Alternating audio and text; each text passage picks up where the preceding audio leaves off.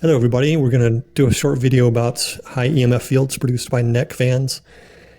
We just bought some neck fans from Costco. It came in a 2-pack. The brand is Jisu Life. I'm not sure how to pronounce that.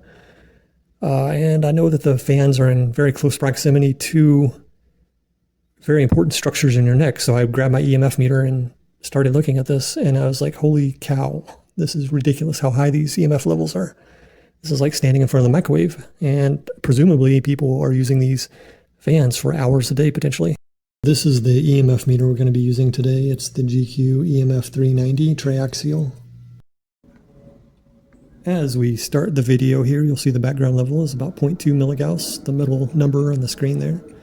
As soon as I turn on the fan, it jumps up to around 90, and I think there's 4 different speeds here, so I'm going to be cycling upward through the speeds here. Now we're up to 110 or so, and you'll see as this progressively becomes more and more EMF emitted. I do have the sensor kind of near the thyroid gland in the neck, and now we're up to around 115 or so. And then I'll take the sensor and put it right next to the fan, and you'll see it's extremely high, up to 360 or so milligauss. And then after I turn it off, it goes back down to the background level, 0.2.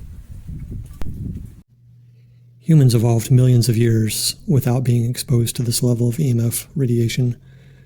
Most people would say it's non-ionizing, so there are no issues. However, we really don't know. There hasn't been very little study outside of just thermal heating of human tissues due to these fields. Here's a digital representation of a human cell, and it's extremely complex, as you can see. Many of the processes are driven by electrically within the cell, so presumably a lot of these are going to be affected by electromagnetic fields. We do know that voltage-gated calcium channels are highly affected by it on the cell membrane.